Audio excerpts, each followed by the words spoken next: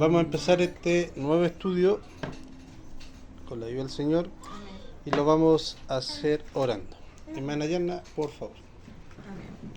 Padre Dios, ante tu presencia a través de tu Hijo Jesús, Señor, Amén. te damos gracias por este tiempo. Dios mío, donde podemos escudriñar tu palabra Sí, a más Señor. profundidad, Señor. Donde podemos, Dios mío, Padre, tener, Dios mío, una visión más holística de lo que fue, Dios mío, Amén. tu vida y la obra que tú viniste a hacer en esta tierra, Señor. A poder conocerte más, Señor, que el único plan, Señor, poderte conocer para darte a conocer, Amén. Señor. Esa Sí, es la sí. única misión que tenemos como cristianos. Así es. Todo lo demás, Señor, es añadidura, Señor. Todo Amén. lo demás, Dios mío, está, Dios mío, Padre bendito, en otro plano, Señor. Sino que lo importante, Dios mío, es conocerte, arraigarte en nosotros para Sí, poder sí. darte a conocer a los demás, Señor. A los que no tienen de tu gracia, Señor eterno. Y creemos, Dios mío, que tú tomas dominio de todas las cosas, Señor. Creemos que tú te manifestarás, Dios mío, aún en esto, Dios mío, que parece tan sencillo que es estudiar tu palabra, pero que tiene una profundidad tan grande como Así es. poder, Dios mío, tenerte más cerca, Señor. Amén. Conocerte mejor, Padre eterno.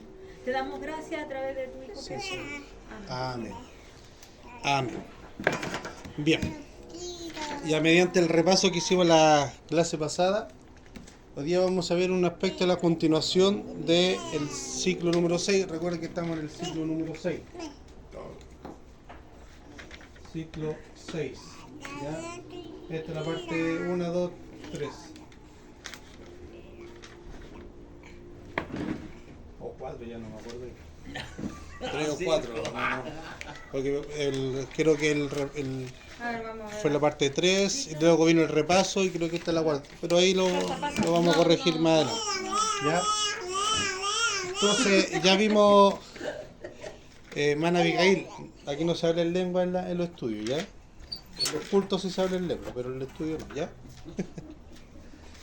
Vimos el repaso, entonces ya vimos a los agentes principales de este nuevo ciclo, que son Juan el Bautista y Jesús.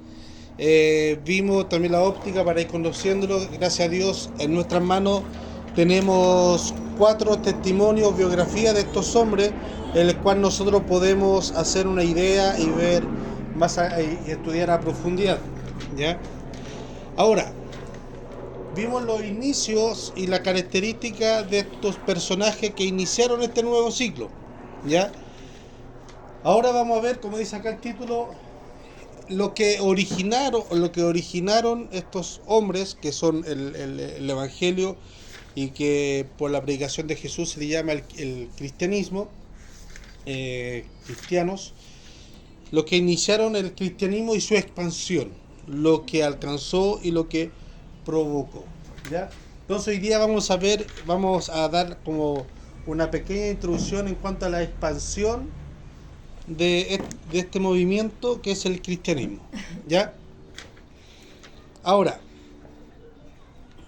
para hacer un contexto, más o menos cómo se inició, en qué etapa estaba el cristianismo, en el año 68 después de Cristo empezó una revuelta de la nación judía, ¿ya?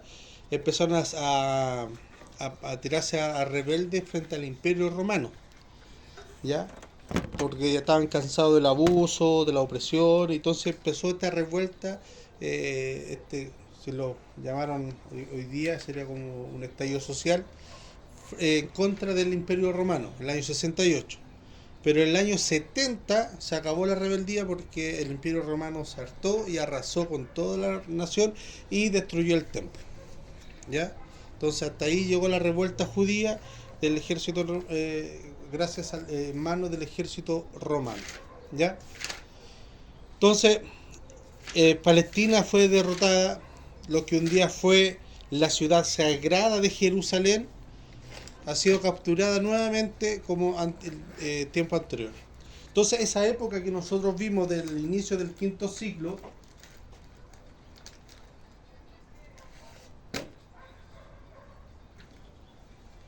que fue la reconstrucción del templo, el segundo templo, ¿se acuerdan de ese ciclo? Que habían 3 pares de agentes. Les voy a dar los primeros, que era Josué, el profeta, y Zorobabel. Josué, el profeta, y Zorobabel, perdón, el sacerdote. Josué el sacerdote, no el Josué de sucesor de Moisés.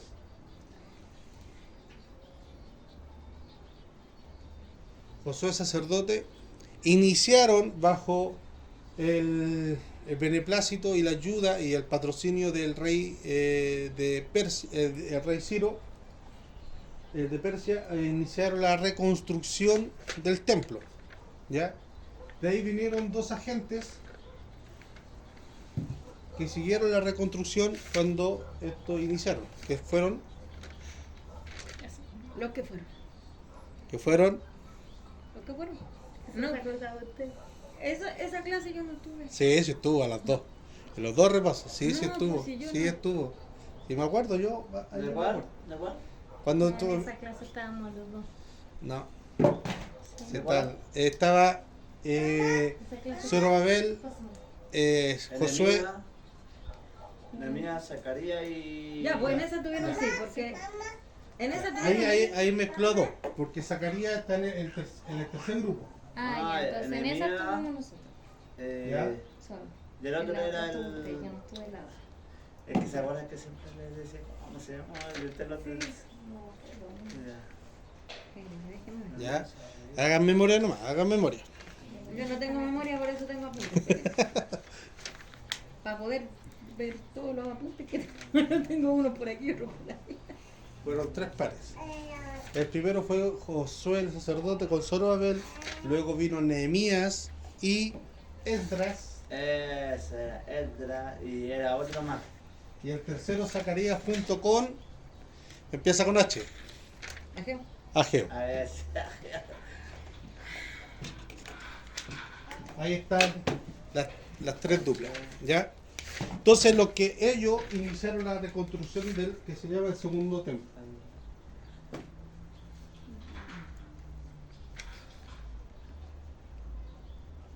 ¿Ya?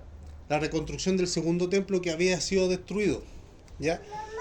Entonces, desde ahí hasta los tiempos de Jesús, hasta el año 70, ese se le llamó los israelitas del segundo tiempo, la época del segundo, el lapso del segundo tiempo, ¿ya?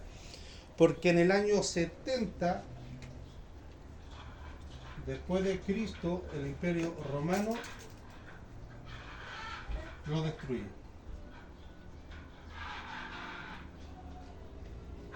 ¿Ya? Entonces, del tiempo de José con Zorobabel hasta el año 70 después de Cristo fue la época del segundo templo. Los sacerdotes, cuando usted vaya a leer el libro de historia cristiana, los sacerdotes, los profetas del segundo templo, los cristianos, los judíos del segundo templo, abarca esa época. ¿Ya? Es que yo la tenía anotada en ciclo 7. Consúltenos. Generalmente no me voy a equivocar en eso porque lo copio así como textual.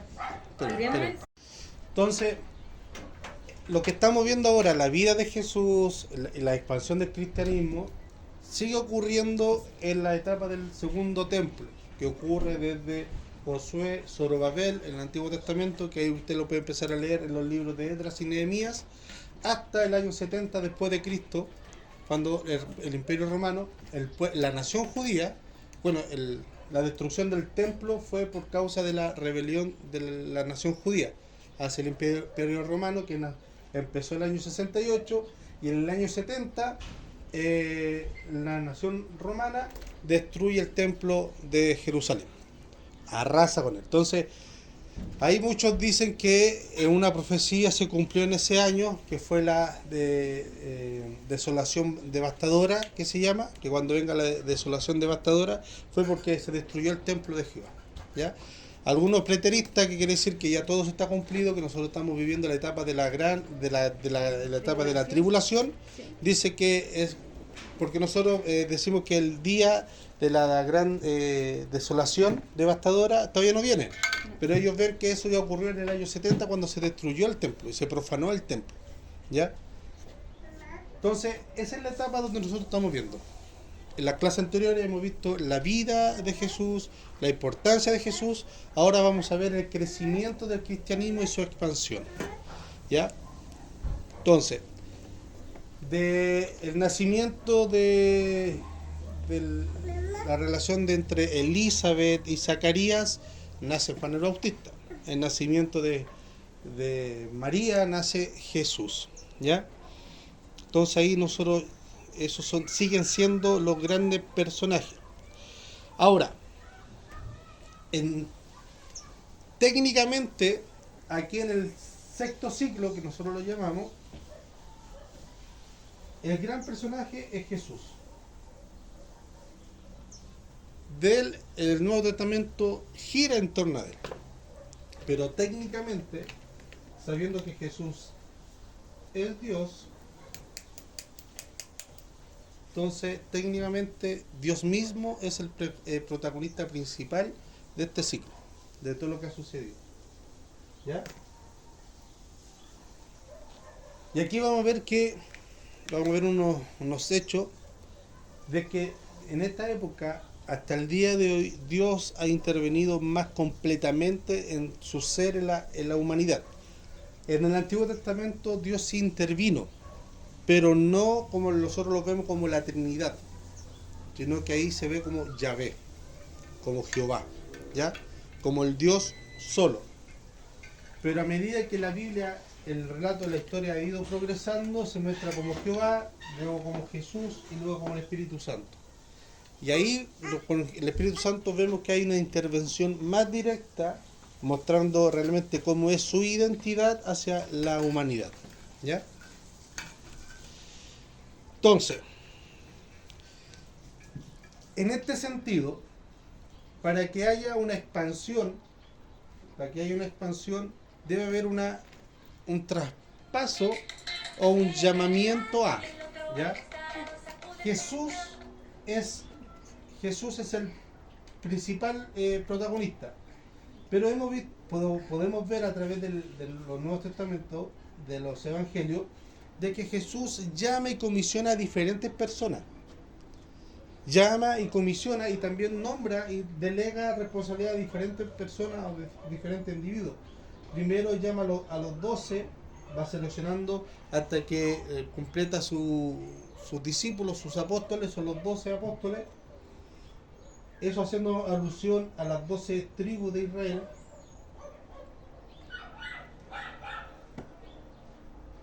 ¿Ya? También en otro pasaje nosotros podemos ver que Jesús comisiona a los 70, dándole poder, autoridad, y luego ellos venían regocijándose de que decían, y aún los demonios se nos sujetaban, ¿ya? Entonces, el gran personaje es Jesús, pero también vemos que él delega funciones a otra persona, ¿ya? Y hace llamado también al seguimiento. También vemos que él empodera, ¿ya? Nosotros podemos ir viendo a través de la Biblia, como la Biblia es progresiva, que Jesús y Dios progresivamente van mostrando cierto detalle o cierto adelanto para algo culmine, ¿ya? Nosotros podemos ver en el relato de Lucas, el Evangelio de Lucas, que cuando cuando Jesús nace, está en el vientre, cuando está en el vientre, Dios llena del Espíritu Santo a Elizabeth y a Zacarías, y empiezan a hablar y a profetizar, y dice, y fueron llenos del Espíritu Santo. Cuando ya nace, va al templo, está el anciano Simeón, y dice la Escritura que fue lleno del Espíritu Santo y empezó a profetizar. También está la ancianita, que ve a Jesús guagua, y también fue lleno del Espíritu Santo y empezó a profetizar, ¿ya? Y así varios sucesos, cuando también comisiona a los 70, que fueron llenos del Espíritu Santo, hasta el Pentecostés. Que ahí ya fue patente la llenura del Espíritu Santo a la iglesia, ¿ya? Anteriormente, como le hemos dicho, la llenura del Espíritu Santo siempre ha estado en el relato bíblico, pero para ciertos roles. En la antigüedad, para reyes, profetas y sacerdotes, para cumplir ciertas funciones dentro del imperio, dentro del reino de Dios, ¿ya? Pero acá, en el Nuevo Testamento, vemos que ya no es solamente para como cierta casta religiosa o espiritual, que eran reyes, profetas y sacerdotes. Acá no, acá hay 12, y dentro de los 12 hay pescadores, hay cobradores de impuestos, hay alguien que se ganaba la vida como fuese, con negocio. Entonces, y también vemos los 70, que hay de todo. Hay de todo, ya no es una casta, ya el Pentecostés ya fue ramificado y fue difundido para todo cristiano. ¿Ya? Entonces, vemos que Dios siempre va en progresión, adelantando o preparando el terreno para los cúlmines, en este caso que es el Pentecostés. ¿Ya? Ahora, para analizar y ver la expansión del Evangelio, gracias a Dios que Él se reservó un libro que nosotros podemos leer y estudiar, que es el libro de los Hechos. ¿Ya? Tristemente, el orden como está en la Biblia nos dificulta un poco ver la conexión entre el libro de los Hechos con los Evangelios. Incluso muchos han dicho que el Evangelio de Lucas con el libro de Hechos es uno solo. Si uno hace el ejercicio de leer el Evangelio de Lucas y cuando termina continuar con Hechos, sigue la misma historia, sigue la misma secuencia, sigue la misma lógica de narración, es igual, ¿ya? Entonces, para ver la expansión del cristianismo, vamos a estudiar hoy día o vamos a ver el libro de Hechos de los Apóstoles. ¿Ya?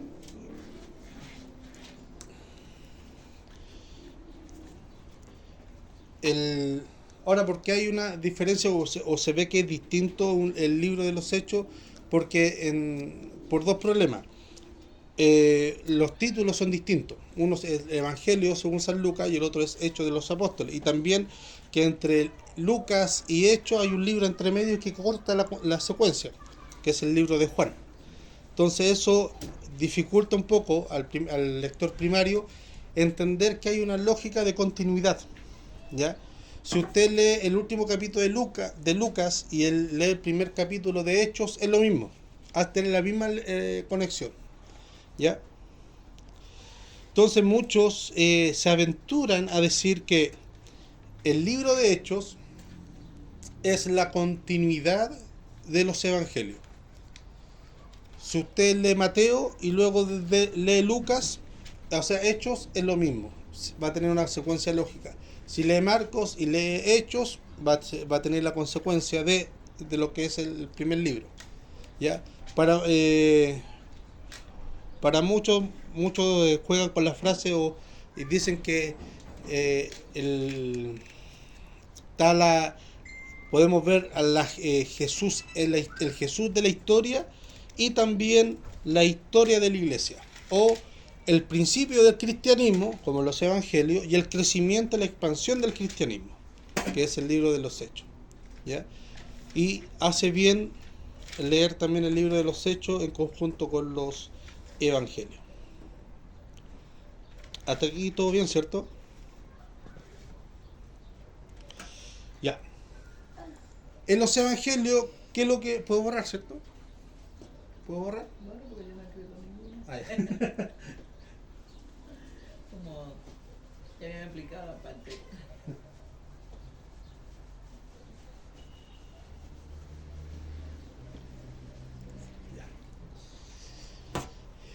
En los evangelios nosotros vemos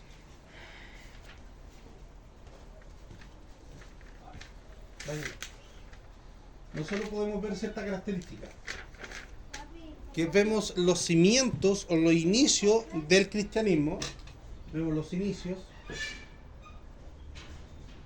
Si lo podemos llevar a una parte más técnica, más humana, más conocida a nosotros, se hace la selección de testigos, o como que postula un trabajo, hay una selección de candidatos.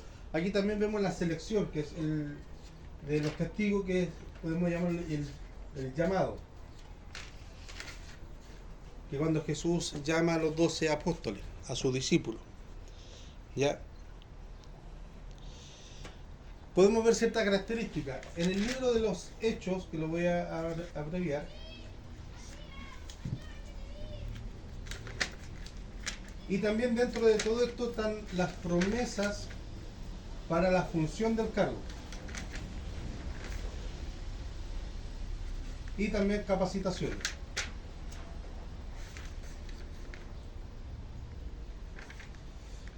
Los discípulos tuvieron 3 años de capacitación de la mano de Jesús. Llamado, después de llamado, ¿qué dice? Llamado promesas y capacitación. ¿Ya? Vemos los inicios, cómo inició el cristianismo, vemos el llamado que Jesús empieza a reclutar a sus 12 discípulos, vemos las promesas que Jesús le hace a ellos cuando Él se empieza a retirar, y también la capacitación constante de eso, desde el llamado hasta el día de su muerte. ¿Ya? Vemos la capacitación constante. ¿Ya? Por eso vemos, aunque Pedro y Juan escucharon las palabras de Jesús, vieron los mismos milagros, ellos fueron los que vieron la transfiguración en el monte de Jesús, vieron las profecías, vieron muchos prodigios, pero aún así no estaban capacitados para predicar. Sino fue con el Espíritu Santo que ellos fueron capacitados para poder predicar. ¿Ya? Entonces, en esa etapa de capacitación, ellos fueron creciendo, fueron acumulando experiencia, fueron acumulando testimonio, como le llamaríamos hoy día. Pero recién en la muerte de Jesús, que eso lo podemos ver en el libro de Hechos, después de la resurrección, cuando Jesús vuelve a hacerle nuevamente este encargo a sus discípulos. Entonces, en el libro de Hechos, nosotros podemos ver el cumplimiento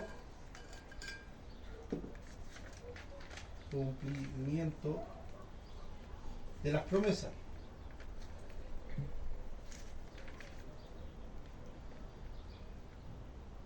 También nosotros podemos ver que ellos ya podían empezar a ejecutar y operar la capacitación que se le había hecho.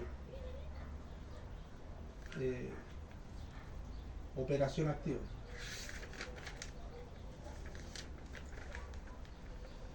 Porque ciertamente los discípulos anteriormente habían hecho milagros cuando fueron comisionados de 2 en 2 a diferentes lugares, pero solamente cuando Jesús muere y parte al cielo es a donde ellos empiezan a hacer milagros, en el buen sentido de la palabra, casi a su voluntad. ¿Ya? En el buen sentido de la palabra, porque entendemos que los dones es dado por Dios y es ejecutado por Dios mediante nosotros, ¿ya?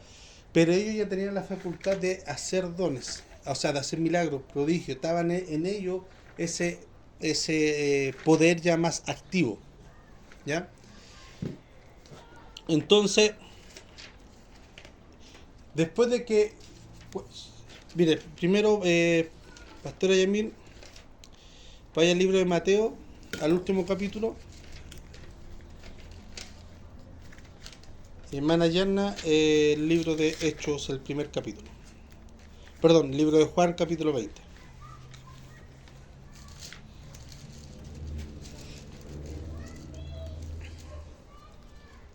En los evangelios vemos que Jesús le encarga una misión. Pastora Yamil. Ya, ¿completo? En lo... no. Del versículo, claro, 16. Pero los 11 discípulos se fueron a Galilea, al monte donde Jesús le había ordenado. Y cuando le vieron, le adoraron, pero algunos dudaban. Jesús se acercó y les habló diciendo: Toda potestad me es dada en el cielo y en la tierra. Por tanto, id y haced discípulos a todas las naciones, bautizándolos en el nombre del Padre y el Hijo y el Espíritu Santo, enseñándoles que guarden todas las cosas que os he mandado, y aquí yo estoy con vosotros todos los días hasta el fin del mundo. Amén. Amén. Hermana Yerna, el 21 y 22. Capítulo 20, 21 y 22. Entonces Jesús les dijo otra vez: paz a vosotros. Como me envió el Padre, así también yo os envío. Y habiendo dicho esto, sopló y les dijo: recibid Espíritu Santo. Amén. El Juan es un poco más breve en cuanto, pero relata el mismo hecho, es un poco más breve.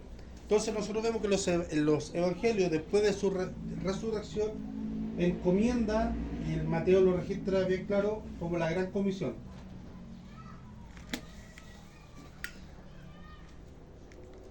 Si nosotros leemos el primer capítulo del libro de Hechos, habla casi prácticamente lo mismo. Mi hermana Agustina, ¿puede buscar el libro, el primer capítulo de Hechos? El primero. Sí.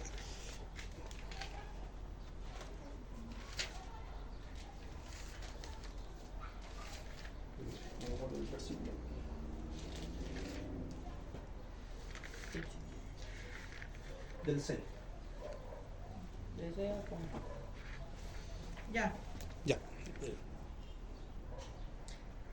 Entonces, los que se habían reunido le preguntaron diciendo: Señor, ¿restaurarás el reino a Israel en este tiempo?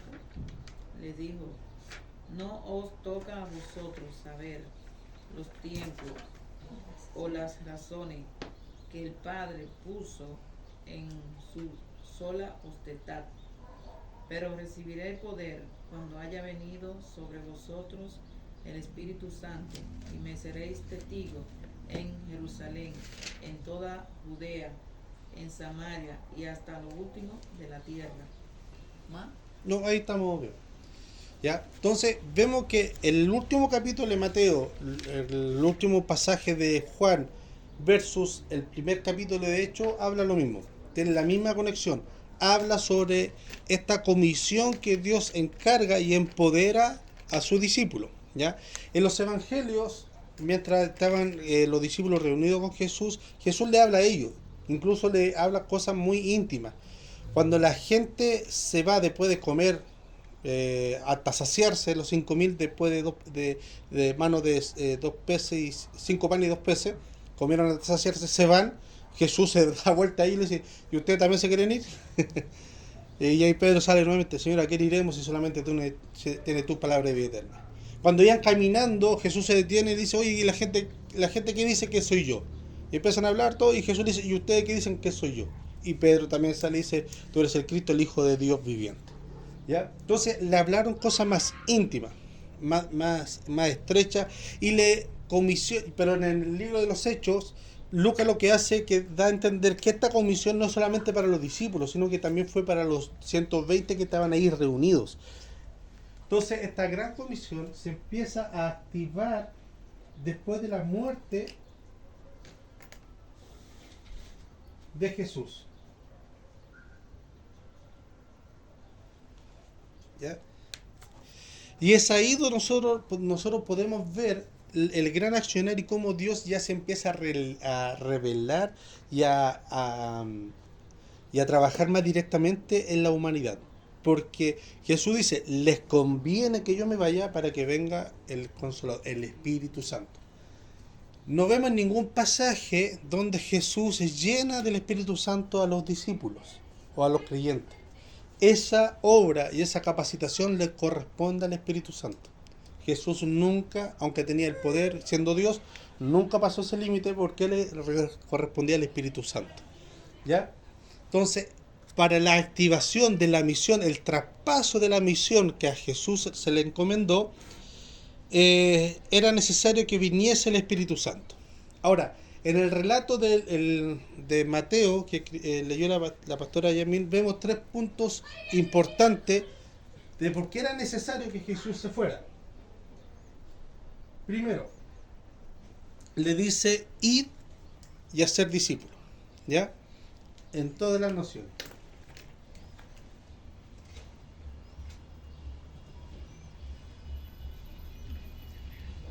Hacer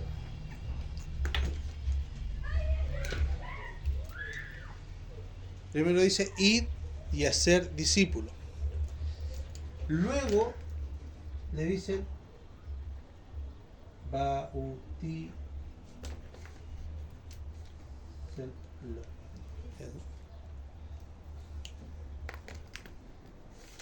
Bueno, dice bautizando.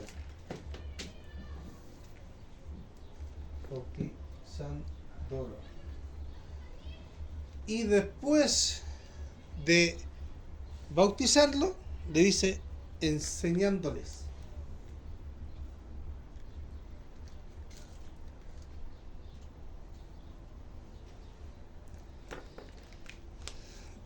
estas tres aristas Dios le encarga a sus discípulos. ¿Ya?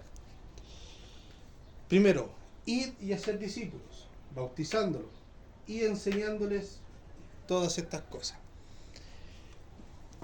Ahora, esa gran comisión Jesús le dice que no se preocupen porque yo voy a estar con vosotros todos los días hasta el fin del mundo. ¿Ya?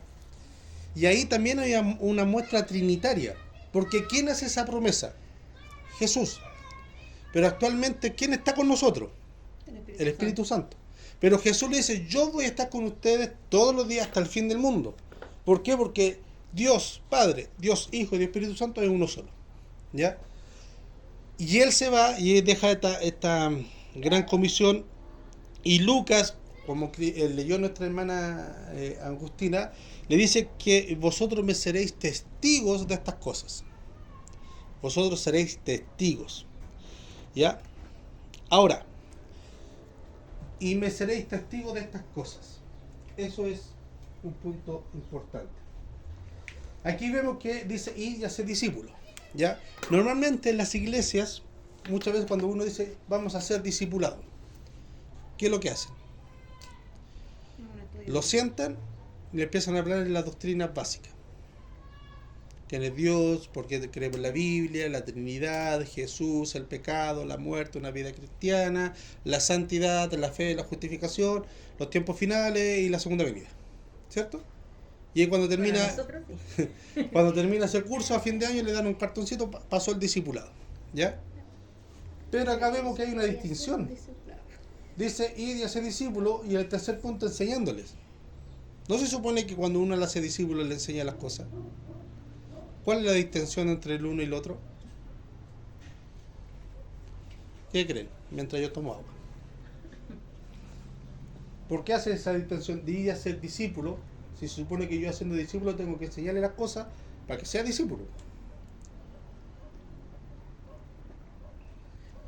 Bueno, se puede tomar que no todo enseña.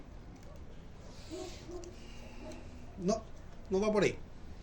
Pero es verdad, pero no va por ahí. Tiene que ver con conocer, ¿Conocer qué? conocer a la persona ¿Ya? y entre ellos. Ya. Yo diría, Es que esa enseñanza yo creo que es más profunda que solamente hacer como el llamado de discípulos o que vengan y sean discípulos, sino que es una enseñanza más profunda y más sistémica a la que se debe referir ahí. Sí y no. Pero, sí y no. Es más profundo sí, pero lo otro no. amén. Yo diría que él dice ir y hacer discípulos, enseñándole. O sea, por ejemplo, como estamos aquí, prácticamente usted está haciendo discípulos, pero otra vez nos está enseñando. ¿Y para qué se enseña? Para que nosotros podamos enseñarle a otros lo que hemos aprendido. Sí, está bien. Pero siguiendo la... A ver, La lógica. en la gramática antigua hay una lógica en el escrito. Por ejemplo, si yo me dirijo a alguien o a ustedes, yo por ejemplo voy a nombrar primeramente al que es más importante, luego el segundo y así, ¿ya? No puede empezar al revés ni no, sino que por ejemplo el encargado de la iglesia, al pastor tanto, y ahí empiezo hacia abajo a saludar, ¿ya? Cuando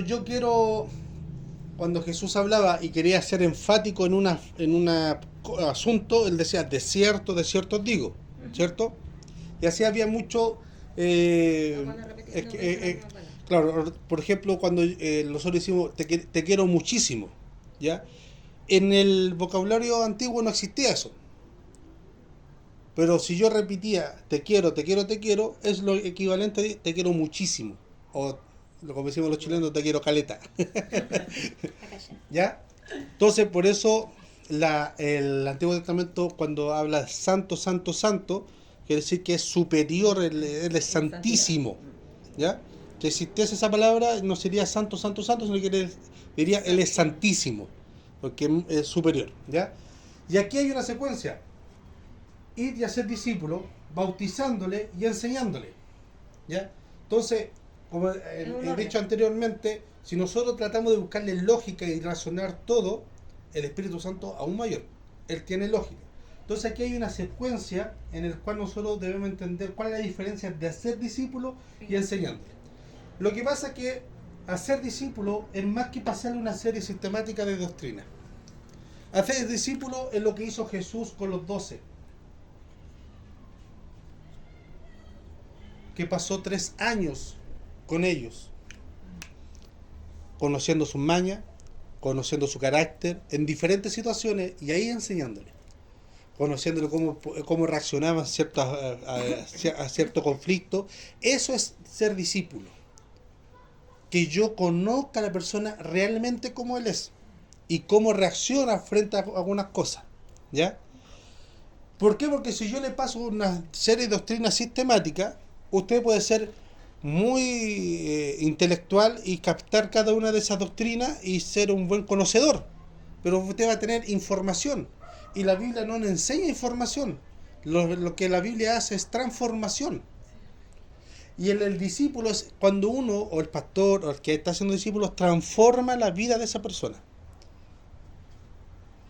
Y ahí la diferencia de que hacer discípulo, o sea, tú siéntate, y de ahí viene la palabra tutor, ayo, guía, que los niños en la familia más pudiente le ponía a sus hijos un ayo, una guía, y esa persona estaba 10 noches con el niño enseñándole, 10 noches, que oye, no te frustres, oye, no te enojes por esto, oye, eso no se hace, tienes que reaccionar de esta forma.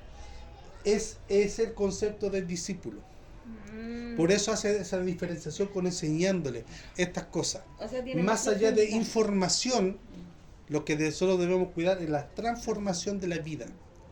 Que la cosmovisión cristiana le tiene que transformar su vida de concepto de cómo ve las cosas, ¿ya? Por eso en las naciones protestantes, cuando se transformaron los protestantismos, las naciones de Europa fueron las más prósperas. Por eso por mucho tiempo en Latinoamérica o en muchos lados se le daba prioridad a las personas que eran cristianas. ¿Por qué? Porque decía, no, él es honesto, él es trabajador, es honrado.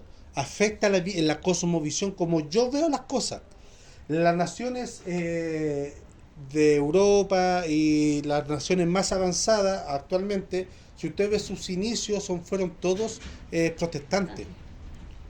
Sus inicios fueron en Estados Unidos, nació del protestantismo, sus gobernantes eran todos cristianos. Si usted ve las grandes universidades, Harvard y Yale, nacieron de fundadores cristianos, ¿ya? ¿Por qué razón? Porque hacer discípulo y cristiano tiene una cosmovisión, hacer todo para la gloria de Dios. Entonces, todo lo que yo hago, en mi casa, en mi trabajo, en mi vecindario, en todo el lado, en la iglesia, es para la gloria de Dios. Entonces, por eso, esta parte de hacer discípulo lo diferencia con enseñarle. Y nosotros muchas veces, y también en caso que queriendo solamente entregar la información a la hermandad, ya estamos listos. No, por eso el trabajo del pastor es bien importante, y por eso se llama pastor. Porque un pastor, aunque usted no lo crea, puede tener 100, 200 ovejas, un pastor de campo real, pero conoce a cada uno y le distingue. Sí. Para mí son todos chinos, son todos iguales. La distingue. ¿Por qué? Porque ha pasado tiempo con ellos. Los conoce, ha pasado tiempo con ellos y sabe cuál es su carácter. Y por eso hace esa distinción de enseñándole, ¿ya? Porque el discipulado ataca más a la personalidad, a la cosmovisión de la persona, de cómo debe actuar, ¿ya? Ahora, ya viendo este tema de enseñándole, o sea, de discípulo, Jesús le dice enseñándole estas cosas. ¿Cuáles cosas? ¿Qué le vamos a estar enseñando? ¿Qué cosas le vamos a estar enseñando los testigos? ¿Qué cosas deben enseñarle a los demás para que sean testigos? Vamos a ver 3 puntos. Primero, la vida de Jesús. Y aquí, como en un contexto teológico académico, el ministerio carismático de Jesús.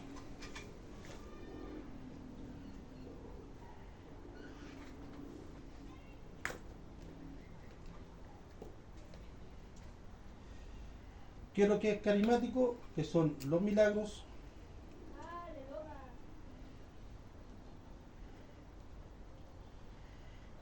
las señales y los prodigios, ¿ya? Eso es lo que referimos nosotros a carismático. Los milagros, los prodigios y las señales. Una vez que ya hablamos sobre su vida, innegablemente tenemos que hablar otro punto importante, que es su muerte. ¿Ya? Si hablamos de la vida de Jesús, tenemos que hablar sobre la muerte de Jesús. Ahora, y si hablamos de la muerte de Jesús, también tenemos que hablar de su resurrección.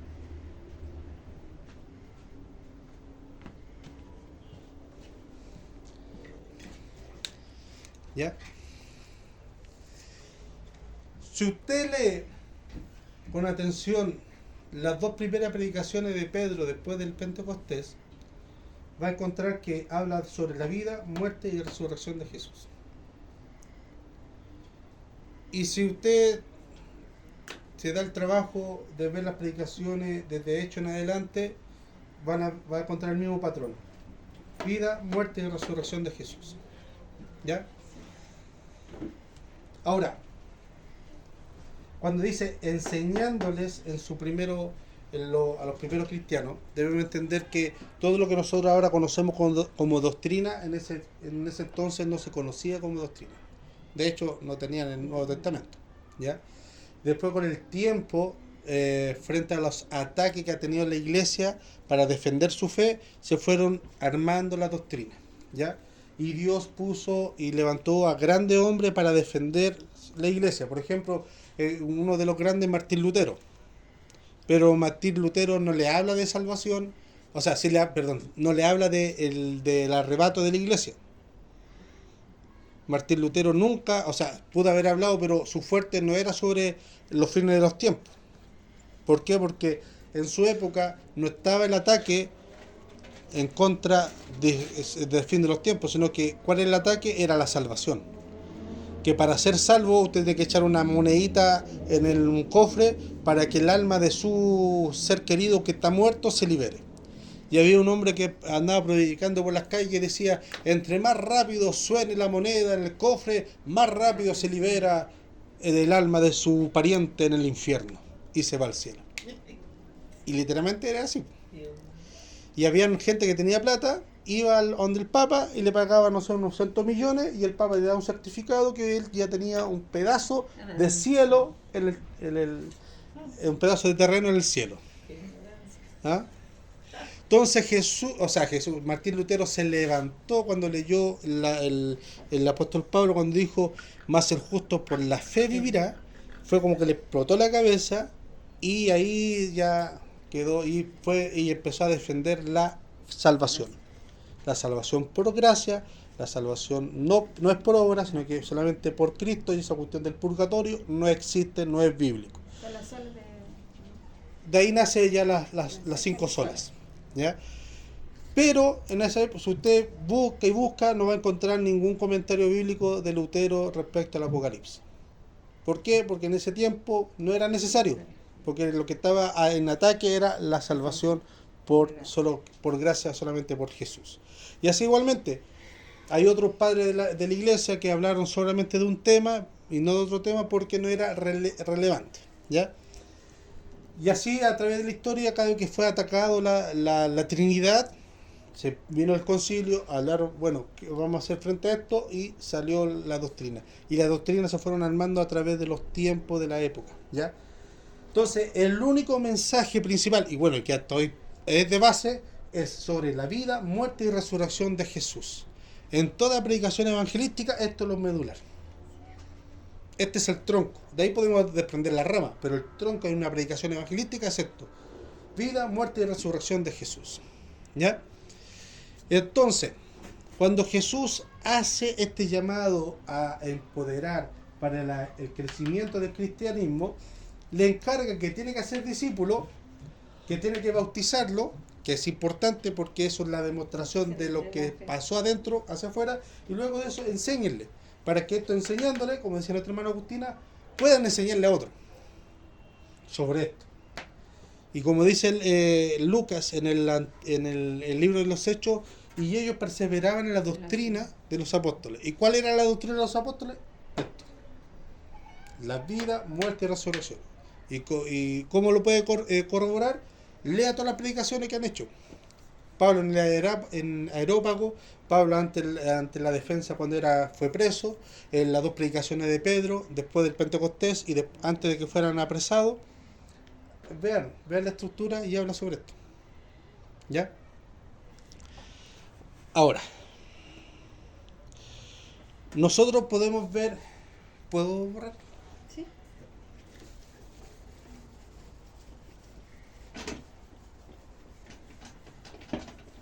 Nosotros podemos ver que en el libro de Hechos se registra que la iglesia creció explosivamente. Tan solo con 2 predicaciones se convirtieron 8.000 personas. Y de eso debemos recordar que en la antigüedad solamente se contaba a los varones, a las mujeres. No se contaba ni a los niños tampoco. Entonces, si nosotros calculamos una mujer por hombre, un niño por hombre, esos 8.000 hay que multiplicarlo por 3. Ya estamos hablando de 24.000 personas. Pero dejémoslo en 8.000 para tener una base. ¿Ya? Vino un crecimiento totalmente explosivo. Y Lucas y también todos los otros evangelios dejan en claro desde el inicio el poder trinitario dentro de la obra de expansión de la iglesia. ¿Ya? Por ejemplo, el evangelio de Lucas nos habla que en la concepción de Jesús actuó el Padre, el Espíritu Santo y Jesús. ¿Ya? Porque cuando habla el ángel con María, dice que viene de parte de Jehová. Quien concibe a Jesús en el vientre de María fue el Espíritu Santo, no el Padre, el Espíritu Santo. Y después que nace, Dios Hijo. ¿Ya? Luego en el bautismo de Jesús vemos que aparecen los 3. Padre hablando, el Espíritu Santo descendiendo y Jesús siendo empoderado. Y después de ese hecho, cuando Jesús va al desierto, nuevamente es empoderado de parte del Padre por el Espíritu Santo para llevar a cabo la gran comisión. ¿Ya?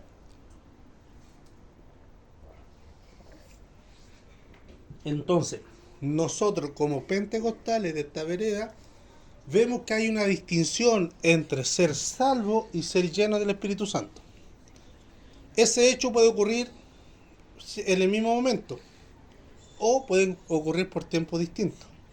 ¿Ya? Por ejemplo, cuando veamos el caso, algunos dicen de la niña reformada, no. Cuando uno es bautizado, es sellado para salvación, es lleno del Espíritu Santo.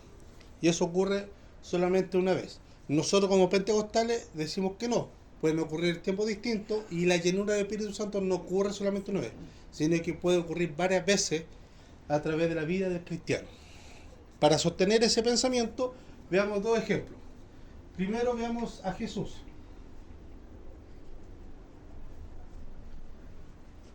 Jesús fue bautizado, y ya lo hemos mencionado, fue bautizado por Juan el Bautista.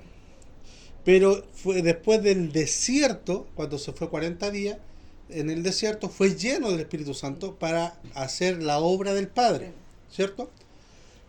Entonces nosotros podríamos decir, Jesús no fue salvo cuando fue bautizado, sino que fue salvo cuando fue lleno del Espíritu Santo. Sería ilógico decir eso, que Jesús no fue salvo, si Él es el autor de la salvación. ¿Ya? El otro caso, los discípulos.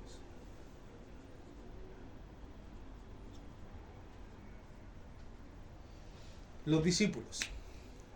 Jesús llama en distintas etapas, en distintos tiempos, distintos días a sus discípulos, a sus 12. ¿Ya? Los discípulos estuvieron junto a Jesús 3 años. Jesús empezó su ministerio a los 30 años y murió a los 33 años. ¿Ya? Murió era un cabrón. Era un loco. los discípulos estuvieron juntos a Jesús 3 años. Pero después de 3 años y un mes fueron llenos del Espíritu Santo. Entonces, en este lapso de tiempo junto a Jesús, ¿podemos dudar de que ellos fueron salvos? No, ellos fueron salvos porque fueron llamados por Jesús. Y su vida cambió absolutamente. Dejaron todo atrás por seguir a Jesús. Fueron salvos.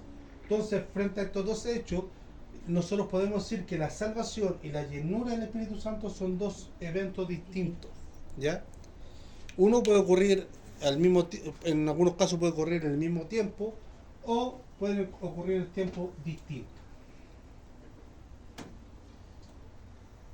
Ahora, ¿cuál es la diferencia entre la salvación, ser sellado para salvación, y la llenura del Espíritu Santo?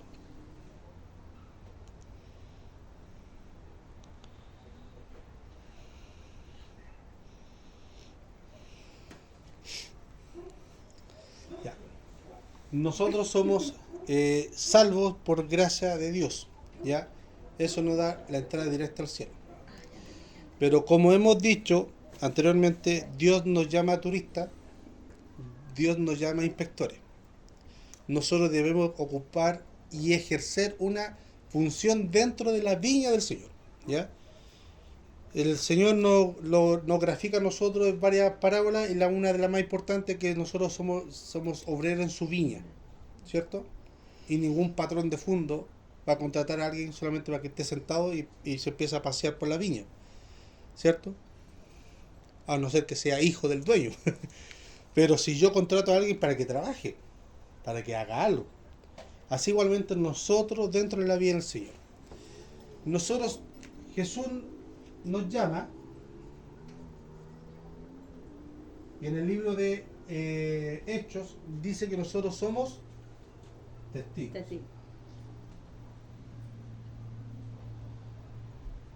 También en otra parte dice que somos heraldos. En otra parte dice que somos obreros. Somos esclavos. Ovejas de su redil. Y así podemos ir a diferentes términos que Jesús nos llama. ¿Ya? Ahora, tenemos el llamado, tenemos un puesto, por así decirlo, una clasificación, y nosotros debemos ejercer. Por ejemplo, un testigo que no testifica, no sirve. Un heraldo, ¿sabes lo que es heraldo? Alguien que proclama. Por ejemplo, un rey,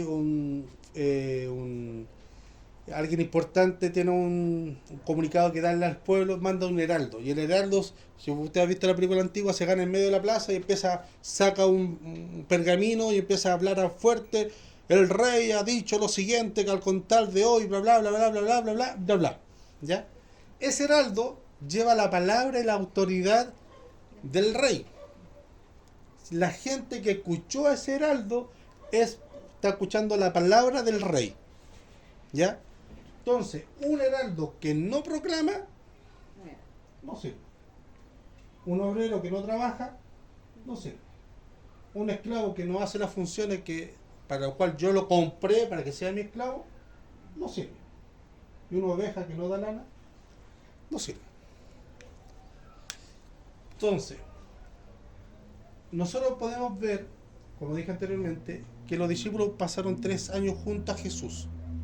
Pero en ese año no predicaron, no hicieron milagros, no hicieron nada.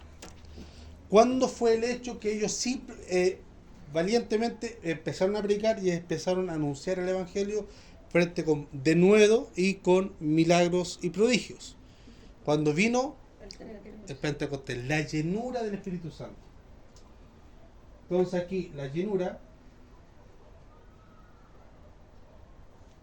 con la llenura nosotros tenemos la autoridad y la valentía de ser buenos testigos. Tenemos la autoridad y la valentía de ser buenos heraldos, y así sucesivamente. ¿Ya?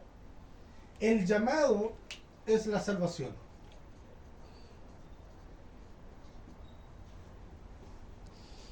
El llamado es la salvación.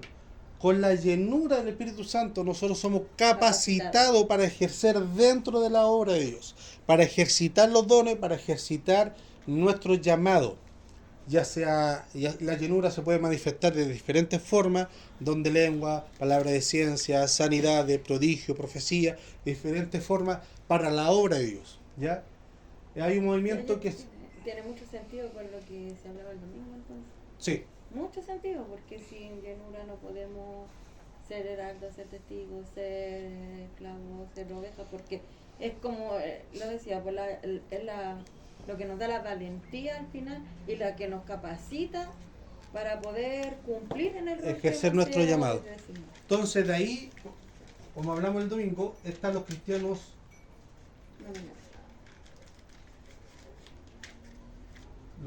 nominales y los cristianos que lo podríamos llamar de verdad. Entonces, de pasar de este extremo a este extremo es solamente por la llenura del Espíritu Santo. Cristiano nominal sabe que es cristiano, tuvo un encuentro con Cristo, el llamado, él lo entendió, pero aún no sabe cómo encaja, cómo opera dentro de la obra de Dios. Dietrich Bonhoeffer a eso lo llamaba de las dos formas: gracia barata y gracia cara. Dietrich Bonhoeffer lo llamaba de esa forma, gracia barata. O sea, el cristiano cumple, llega a la hora, se va a la hora, se sabe la Biblia, lee, cumple lo mínimo. Pero la gracia cara es aquella que a mí me lleva a buscar la llenura del Espíritu Santo, dejando todo a un lado, yendo más allá. ¿De qué? De predicar el Evangelio, que yo fui llamado a predicar. Fui llamado a hacer heraldo, a trabajar en su vida. Entonces va más allá. No, el cristiano tiene la gracia barata, que se disfruta, se sienta, va a su casa, vive una vida normal. Pero el cristiano que busca la gracia cara, que es el cristiano de verdad, va un paso más allá, se consagra, busca la consagración, busca el llamado de Dios. No se queda tranquilo solamente con esta salvación, sino que busca ser útil dentro de las viñas del Señor, que la llenura del Espíritu Santo. ¿Ya? Entonces, es ahí donde el libro de los Hechos nos encaja y nos hace el enlace frente a los evangelios. Como decía anteriormente, si usted lee cualquier libro del Evangelio y luego Hechos, va a tener el mismo diálogo, va a seguir la misma estructura. Lo que pasó o como lo que se empieza a germinar o a crecer, a formar en los Evangelios, se ve cómo se expande y cómo se desarrolla en el libro de los Hechos. ¿Ya? Entonces ahí nosotros podemos ver por qué Jesús llamó a estos 12, por qué hizo esos milagros, por qué predicó, cuál era el fin. En el libro de los Hechos vemos cuál era el propósito de todo eso. ¿Ya? Vamos bien hasta ahí, ¿cierto? Ajá. Creo que sí.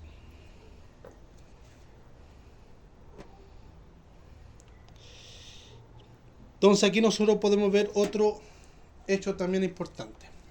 Mientras el hermano Seba puede buscar Juan 3:16.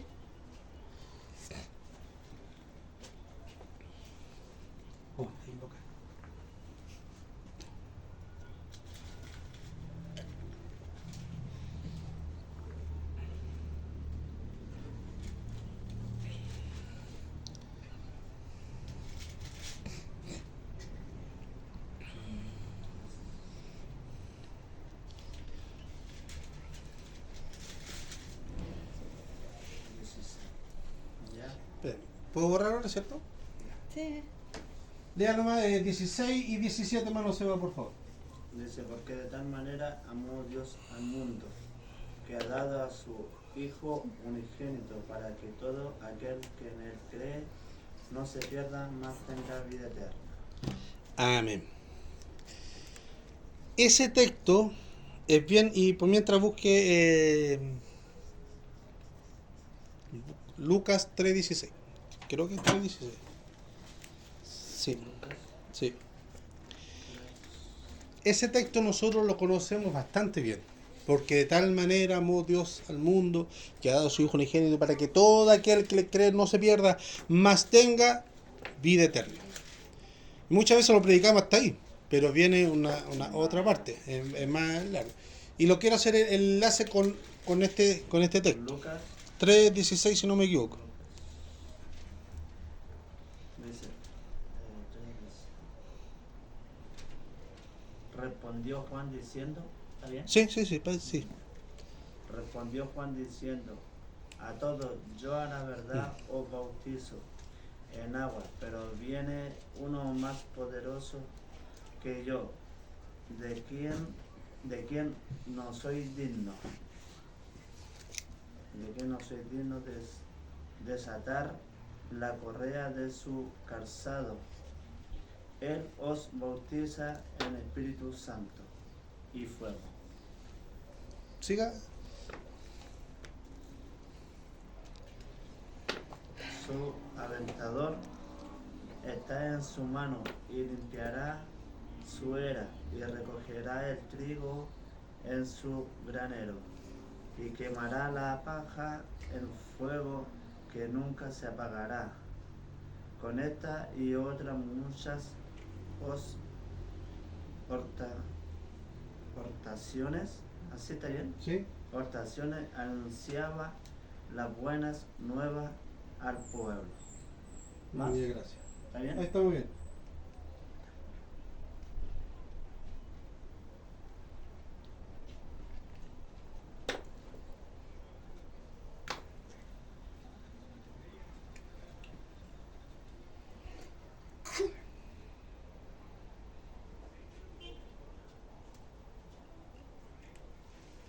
Ya, quiero que veamos esta comparación. En Juan 3:16, nosotros leemos, porque de tal manera amó Dios al mundo que da a su Hijo unigénito para que todo aquel que le cree no se crea, o sea, no se pierda, Vamos. ¿ya? Pero el que no cree, si uno continúa la lectura, dice, el que no cree ya ha sido condenado, ¿cierto? Ya ha sido condenado. Esta cruz de Cristo, esta cruz bendita, no alabamos el pedazo de madera, sino que alabamos lo que significa la cruz, ¿ya? Esta cruz bendita, que a través de ella Dios nos dio salvación, a través de su muerte, pero también al darnos salvación entrega condenación. Juan dice, porque de tal manera amó Dios al mundo que a todo aquel que en él cree no se pierda, mas tenga vida eterna. Pero el que no cree ya es Condena. ya será, no, ya es condenado. Si no creemos en la cruz de Cristo, la persona ya es condenada. Entonces, más allá de creer o no creer en la salvación, más allá de creer si hay un cielo o un infierno, es el tema si cree o no cree en Jesús que murió y resucitó, ¿ya? Haciendo el paralelo con Lucas 3:16 al 17, dice Juan el Bautista que él no se siente digno de desatar su sandalia y el que viene detrás de él viene a bautizar en espíritu y fuego, ¿ya? Pero ese fuego en un lenguaje es de bendición para el trigo y ese fuego es de maldición para la cizaña. Porque ahí mismo dice, y limpiará la cizaña y la quemará. ¿Ya? Entonces, ¿por qué quería hacer esta mención? Porque en algunos casos, en algunos cultos, y en el afán de la predicación o en que la hermandad busque la llenura del Espíritu Santo, y en el afán de que esta llenura tiene que ser evidenciada por un don sobrenatural, ya sea don de lengua, profecía, danza, muchos hermanos dentro de la iglesia se ven oprimidos, no oprimidos la palabra, pero presionados, ahí está, presionados a manifestar ciertos dones o a inventar o falsificar dones. Por eso nosotros vemos en alguna iglesia a hermanos que hablan en lengua, pero no es el Espíritu que está hablando en lengua, sino que es algo de él, humano. Y ahí hay que tener cuidado, porque ese fuego de bautismo, aquel que está falsificando los dones, viene a ser de maldición. ¿Por qué? Porque estamos jugando con fuego, estamos presentando un fuego extraño en el altar.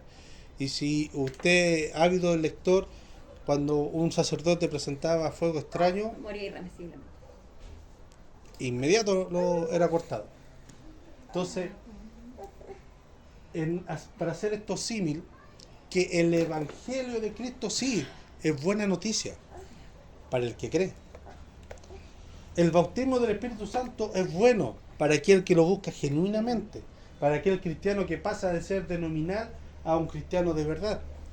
Pero también puede ser de fuego consumidor a la hora de que cuando llegue el reino de los cielos y es salvo, no puede escuchar la palabra decir buen siervo y fiel. En lo poco fuiste fiel, en lo mucho te pondré. Hermano, eso va a ser penoso.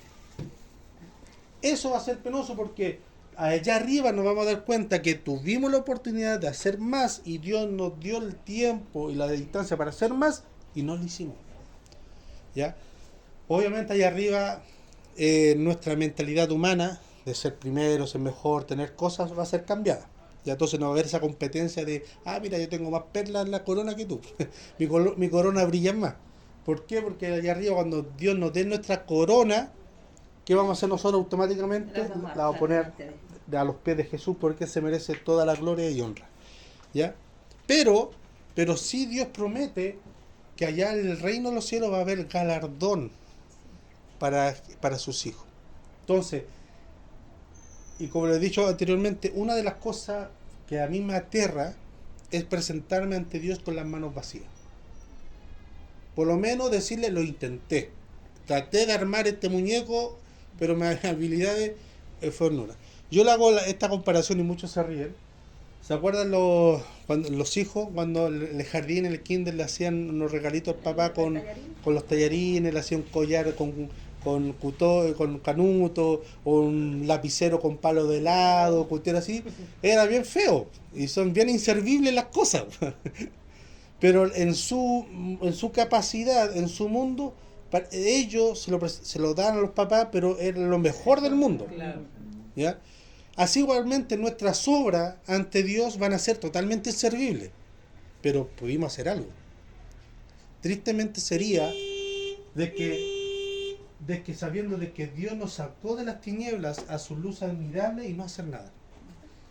De quedarnos solamente en el cristianismo nominal y no pasar a ser cristiano de verdad. Muchas veces yo lo he graficado por la siguiente forma. Cristo nos sacó del mundo de las tinieblas. Es una casa, hermano, ya lo dibujo yo, es una casa, y nos puso aquí, afuera de su casa, de su palacio. Andábamos perdidos, bajo la tempestad, bajo la lluvia, y nos puso aquí, abajo techo, en un lugar seguro. Pero nosotros somos responsables, ya nos salvó, nos puso en un lugar seguro. Somos responsables si entramos a la casa y conocemos la dependencia de su casa. Si conozco solamente la puerta o conozco toda su habitación. En la palabra de Dios, Dios nos hace eso. Aquí está. Este es mi evangelio. Esta es mi verdad. Esta es mi salvación. Tú eres responsable si te sigues santificando más o no. En el mundo teníamos, en nuestro libre albedrío, teníamos este cuadrado. Y dentro de ese cuadrado había pecado. Y nuestro libre albedrío era ver con cuál pecado ofendíamos a Dios en el mundo. Cuando Dios nos saca del mercado del pecado y nos traslada hasta acá, nos hace santos. Ahora nuestro libre albedrío es ver cuánto más nos santificamos ante Dios. ¿Ya? Entonces, este lenguaje de Lucas que nos presenta Juan, que el Espíritu Santo que bautiza a Jesús con fuego es de bendición para el trigo, pero también es de maldición para la cizaña. ¿Ya? Y nosotros podemos ver en diferentes pasajes, en diferentes momentos, cómo Dios capacita con el Espíritu Santo a las personas para ser comisionadas. ¿Ya? En los libros de los jueces podemos ver a David, a Saúl, cómo es bautizado, lleno del Espíritu Santo, y hablaban en profecía y así un sinfín de casos. ¿Ya? Como dijimos en el tema del Espíritu Santo Dios lo fue dando progresivamente a través del Nuevo Testamento para la etapa cúlmine que fue el Pentecostés. ¿Ya? Ahora, también hay un hecho paralelo que nosotros podemos hacer un paralelo con el Pentecostés que ocurrió en el Antiguo Testamento. Que lo estoy buscando acá, que se me perdió la hojita. Acá está. Por ejemplo, Moisés y los ancianos.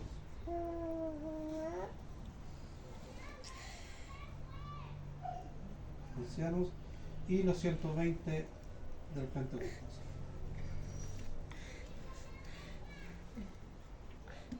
Disculpe la letra, hermano, pero... ¿Ya? Por ejemplo, Moisés y los ancianos. Moisés hace la transferencia que fue dada a él cuando subió al monte Sinaí. Lo hace la transferencia a los ancianos para que puedan cumplir los roles dentro del pueblo. Esto es cuando hace la división con la nación para no sobrecargarse el pobre Moisés, ¿ya? Y le transfiere esta potestad, esta autoridad, este revestimiento a esos hombres, ¿ya?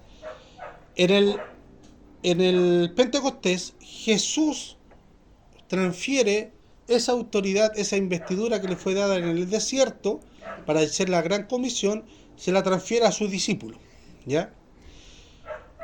En este caso, en estos dos casos, por ejemplo, el pacto, ¿dónde ocurre?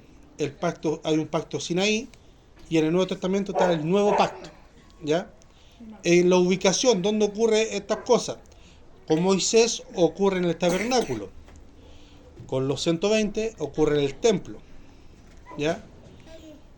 La tarea, la función, los ancianos reciben nueva responsabilidad de liderazgo dentro de la nación Israel. Y los discípulos reciben la autoridad para cumplir nuevas responsabilidades para la expansión del reino. ¿Qué es lo que pasa ahí? Que Moisés transfiere el Espíritu Santo a los ancianos, en el caso del Antiguo Testamento y el Pentecostés es lo mismo. Jesús transfiere el Espíritu Santo a los discípulos para que hagan esta comisión. ¿Cuál era la cantidad de ancianos con Moisés? 80. ¿Cuál era la cantidad de personas del Pentecostés? 120. Hay una similitud. ¿Y cuál fue la señal? Cuando ocurre esto, los ancianos en Moisés empiezan a profetizar. ¿Y qué es lo que pasa acá? Ellos también empiezan a profetizar y a hablar con denuedo la palabra de Dios y hablar en otras lenguas, ¿ya? Entonces ahí nosotros podemos ver un pequeño símil dentro de cómo Dios va haciendo progresivamente esta aparición dentro de su obra, dentro de su literatura hasta el Pentecostés. Ahora nosotros también podemos ver una vida o un patrón constante para cuando Dios responde a la llenura del Espíritu Santo. Como yo le he contado tiempo atrás, de vez en cuando algunos hermanos por redes sociales me mandan unos videos, algunas predicaciones, preguntándome a ciertas cosas, ¿ya? Y tiempo atrás una hermana me mandó un video donde el predicador hablaba sobre el fruto del Espíritu. Templanza, paz, gozo, benignidad, paciencia. Ha hablado de los frutos del Espíritu. Y el predicador decía, hermano, usted quiere paz, reciba paz. Usted quiere templanza, reciba templanza. Usted quiere fidelidad, reciba fidelidad. Entonces la hermana me decía, pastor, ¿está bien eso? Es como, así se opera el fruto del Espíritu. Le decía, no. No es como una oferta de aquí del que agarra, el que tú atento, agarra, ya, agarré, chuta, me tocó fidelidad. Yo quería paz. chuta, yo quería templanza y me tocó amor. Ya no, eso se va trabajando. Y Dios, en la vida del cristiano se va trabajando y uno se lo trabaja, no es una oferta de un domingo por la noche.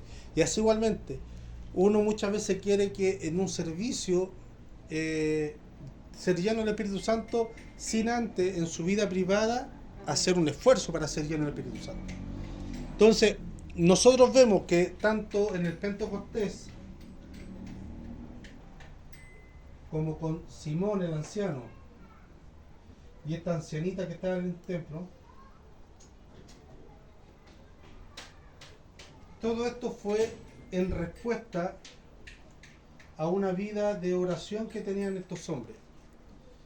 Simón exclama, dice, por fin mis oraciones han sido contestadas. Y nosotros podemos ver en los pasajes que se habla de Simón y dice, un hombre justo y piadoso. Cuando se habla de la ancianita, pero aquí lo tengo, se habla de una mujer justa y piadosa también. Y habla que sus oraciones han sido contestadas. ¿Cómo estaban los 120 en el Pentecostés reunidos cuando llegó el avivamiento? Unánimes orando. Entonces vemos, por ejemplo, Elizabeth, la madre de Juan el Bautista, dice que era justa y andaba irreprensiblemente. El padre de Juan el Bautista, Zacarías, era justo y andaba irreprensible. Los 120 eran discípulos y estaban juntos orando. Los 5000 cuando se convirtieron eran todos creyentes y andaban en la enseñanza. Los samaritanos que nosotros podemos leer en el capítulo 4 de Hechos eran creyentes. Pablo era creyente y después de su conversión. La casa de Cornelio dice Hechos que es instrumento escogido para testificar sobre Jesús ante los los gentiles. Muchas gracias. En Efesios, Hechos 10, dice que eran hombres temerosos de Dios y justos. Y así sucesivamente. Entonces nosotros podemos ver un patrón de la llenura del Espíritu Santo que es una respuesta a. ¿Ya? Es una respuesta a. En este sentido, como hemos dicho, la salvación es por gracia. Nosotros no hacemos nada para merecerla. Lo único que nosotros aportamos para la salvación es nuestro pecado. Nada más que eso. Pero en cuanto a la a la llenura del Espíritu Santo, sí hay un trabajo y una responsabilidad de cada cristiano. ¿Ya?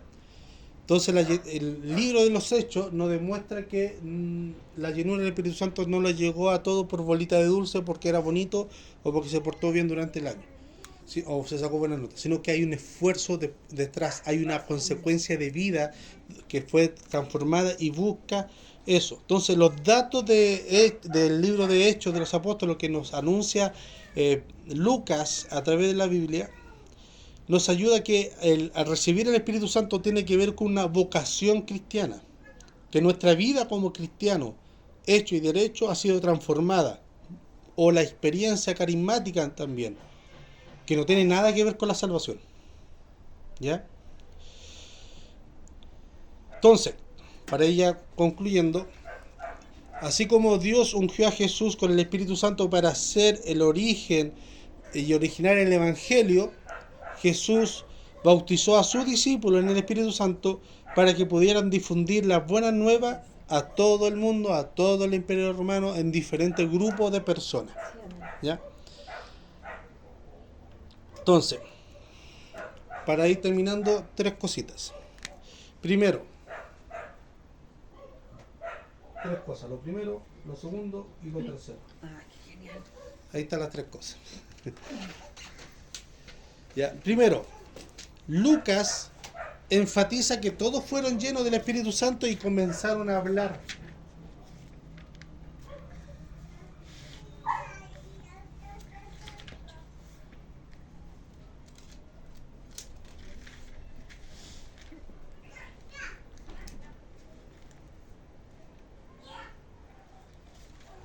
Todos los 120, no solamente los discípulos, no solamente los más cercanos de Jesús que vivieron con él, sino que todos los 120 fueron llenos del Espíritu Santo y comenzaron a hablar.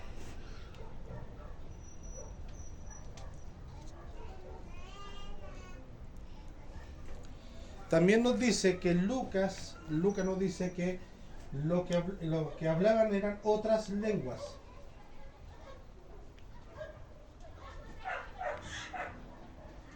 Por eso algunos hermanos pentecostales sostienen que la evidencia de la llenura del Espíritu Santo es hablar en lengua, ¿ya? Y esos son los hermanos evidencialistas, ¿ya? Empezaron a hablar otras lenguas maternas de los que estaban visitando el lugar en Jerusalén, ¿ya? Que podríamos decir que era en otro idioma. Claro, eran aquí cuando se habla otras lenguas eran idiomas. O en términos académicos, teológicos, vernáculas. Y de gratis. Que ¿Ah? hablaron otra lengua, de gratis. ¿Cómo? Hablaron de gratis esa enseñanza. Sí. No tuvieron que ir a ninguna universidad y pagar por eso. No, nada, no Por tuvieron esos que pagar, idiomas. no tuvieron que esforzarse. Yo creo que se ha esforzado para pasar inglés en el colegio. No se tuvieron que... Entonces, en Hechos, claro, en Hechos se habla idiomas vernáculas, o sea, lenguas maternas de las personas que estaban ahí, ¿ya? A diferencia con las lenguas que habla Pablo en Corintios, ¿ya? Esas son glosolalias, no son idiomas, son otras lenguas, no idiomas, ¿ya? Hay una diferenciación, ¿ya? Y lo otro, tercer punto, lo que empezaron a hablar de distintas lenguas, Lucas lo registra y dice que empezaron a hablar las maravillas de Dios. Entonces, los que estaban ahí presentes escuchando en sus lenguas nativas, empezaron a escuchar sobre las maravillas de Dios.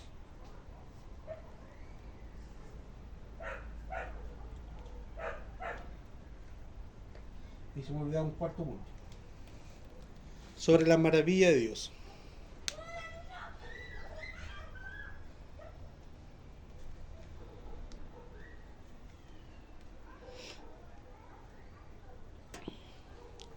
¿Ya? Y Pedro en su discurso, frente a la respuesta de los que estaban viendo, dicen que estos están borrachos, están ebrios, le dice que esto es cumplimiento de la profecía de Joel. O sea, esto fue profético.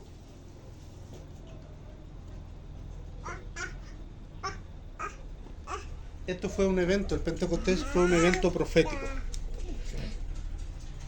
¿Ya?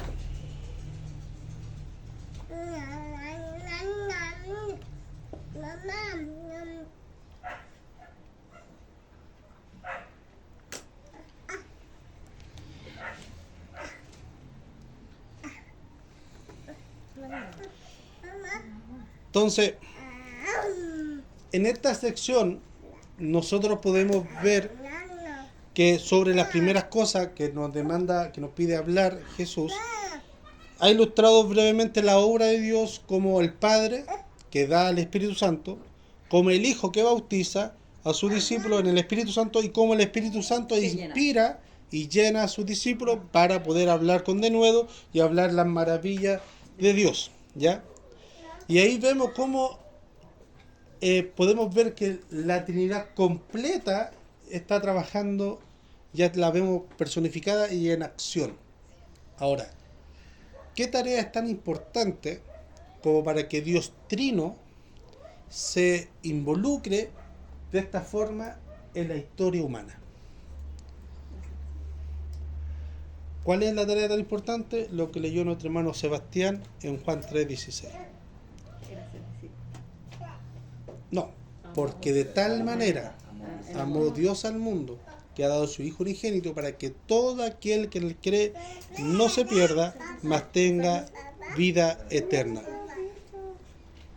No, citó Mateo 18. Dijo salvación. Ah, ya. Y como dijiste, no. ¿Discípulo? ¿Le escuché discípulo? Salvación. Ah, salvación. Entonces me disculpo. ¿Ya? Entonces, la gran comisión es de hablar de Jesús sobre la salvación. Y Jesús, el pasaje que leyó nuestra hermana Agostina en Hechos capítulo 1, habla y dice que me seréis testigo en Jerusalén, en Judea, en Samaria y hasta lo último de la tierra.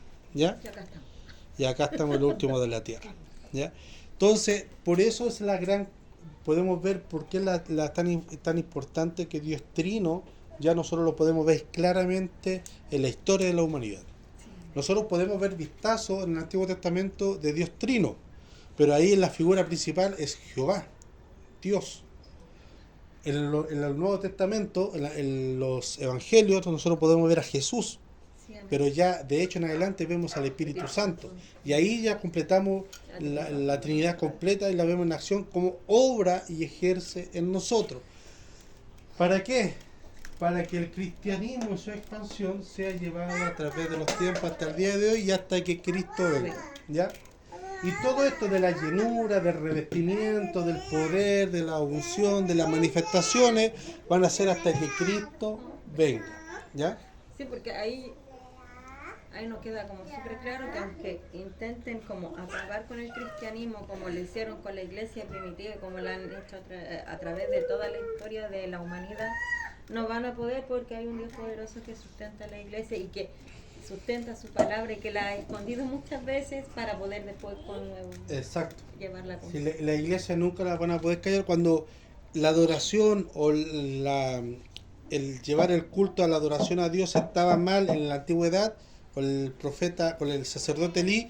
Dios tomó a Samuel, alguien fuera de la línea sacerdotal, lo metió en la línea sacerdotal y corrigió la verdadera adoración. Cuando la iglesia católica tenía el monopolio del cristianismo, inventaron ciertas doctrinas totalmente fuera del escritural. Se levantaron ciertos hombres constantemente denunciando estas malas prácticas de la iglesia romana. El año 1417, si no me equivoco, pongámosle 1417, 2 años menos, 2 años más, Dios levantó a un profeta, a un hombre de Dios, que se llamaba John Huss,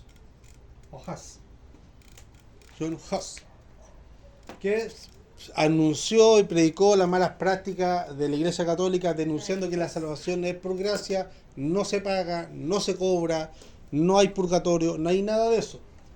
Y obviamente, como le estaba arruinando el negocio a la Iglesia Católica, lo mandaron a matar y lo quemaron. No me acuerdo de qué nación es Huss, pero en su idioma natal esto significa ganso. ¿Ya? Y él dijo, cuando lo estaban quemando, que en 100 años, él dijo, mientras lo están quemando, pueden quemar a este ganso. Pero en 100 años más se levantará un cisne que no lo podrán hacer callar. Y en el año 1515, más o menos, sale Martín Lutero.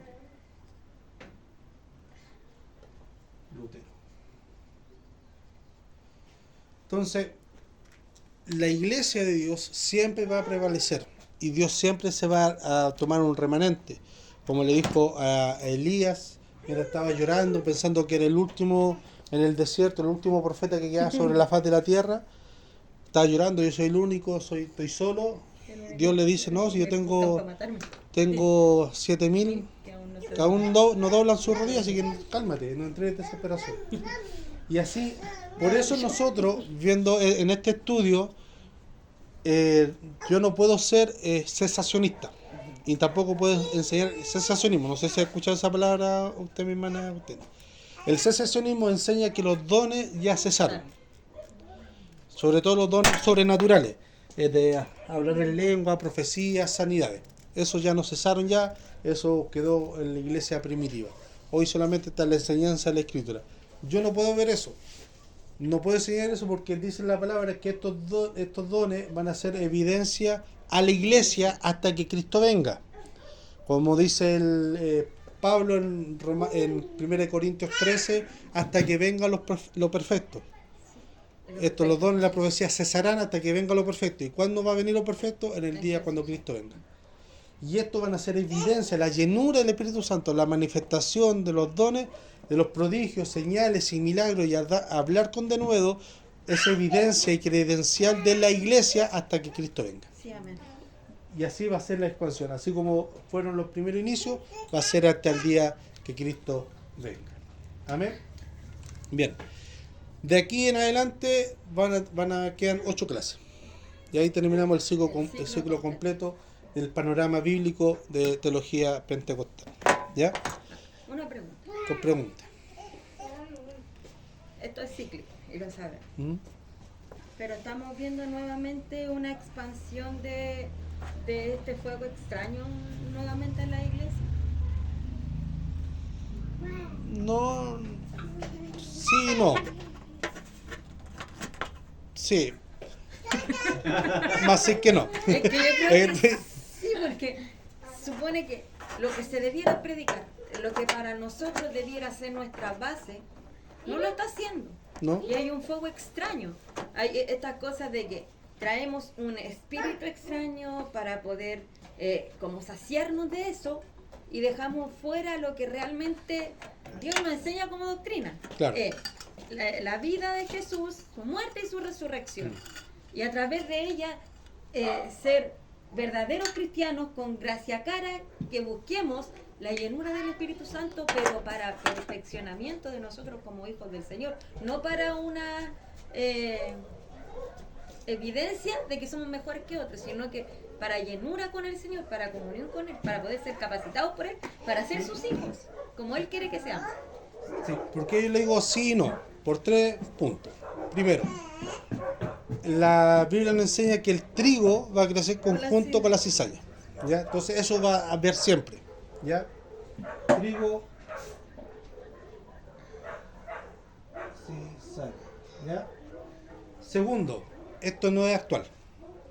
Incluso en los tiempos de Pablo había falsos apóstoles que hablaban, que enseñaban cosas extrañas y que predicaban simplemente por ego, ¿ya?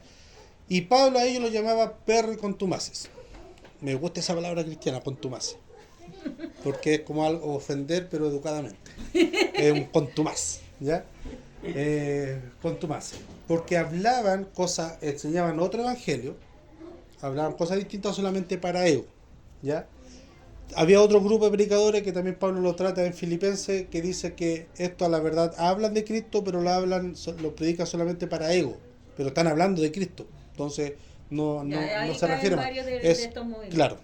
Entonces ahí también habla otro tiempo. Entonces esto es de siempre. Entonces estos tres se han movido siempre. Claro. Así quedó claro. Otro punto. La cosa que nosotros estamos viendo ahora no son herejías nuevas, como le he dicho. Son todas herejías recicladas. Si usted ve algunas cosas hoy día, vaya a la Biblia y va a encontrar ciertos matices. Si no, vaya a los padres de la iglesia, a los patriarcas, que van a ver y hablaron y atacaron ciertas cosas, ¿ya? Entonces, sí ha ido un aumento, y mi tercer punto es que para el final de los tiempos, esto sí o sí, la apostasía va a ir aumentando. Eso sí o sí. Entonces, más allá de cíclico, como lo estamos viendo, esto es profético. Esto se tiene que ir a cumplir sí o sí. Nosotros estamos en una lucha de esperanza contra esperanza. Nuestra esperanza primaria es que Cristo venga, ¿cierto?